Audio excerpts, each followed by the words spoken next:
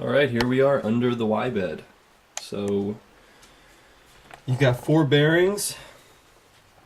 You've got a Y bed clamp body, and that gets these little guys screwed in there,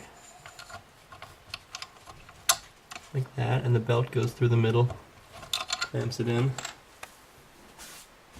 So here's a GT2 timing belt. Gets wrapped around those bearings there and around the head of this motor here.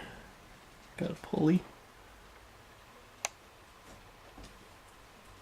It's a 16-tooth pulley.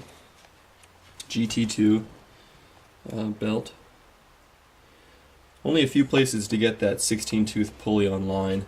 I think I was able to get them for, what was it, $15? No, could have been less. I think it was around 2 for $10 to $15 for those pulleys. That'd be a cool project to make on a lathe. So here's how you clamp it down. 3mm screws. And I've just got it somewhat tight there.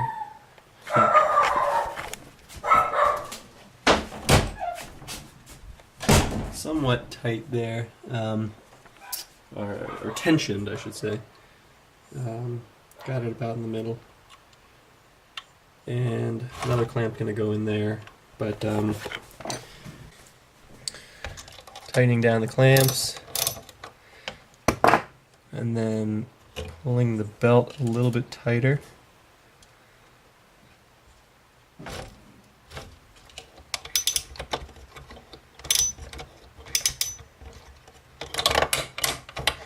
Well, anyway, you get the idea down there, and there are 2 of those clamps, 1 and 2.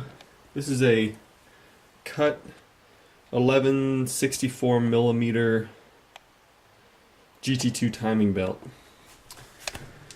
Those are 68ZZ bearings, 608ZZ bearings. I got them from bxb.com, and that's that GT2 16-tooth pulley on the spindle there. And just so you get an idea, the belt is somewhat tight now, so now when I move the Y bed, the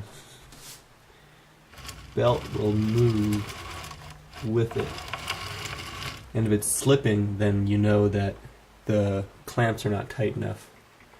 And this is how my belts are not that tight, but I will tighten them a little bit after I get the clamps in, and I clamp them down all the way. And these are printed at 40% infill, so we'll have to see whether or not they're strong enough. I did see somebody else who had a 40% build, and his broke. It was too much. Hopefully this will work for my first print, which will be the replacement 100% parts. Anyway, and you can really see the clamp bending around the belt there.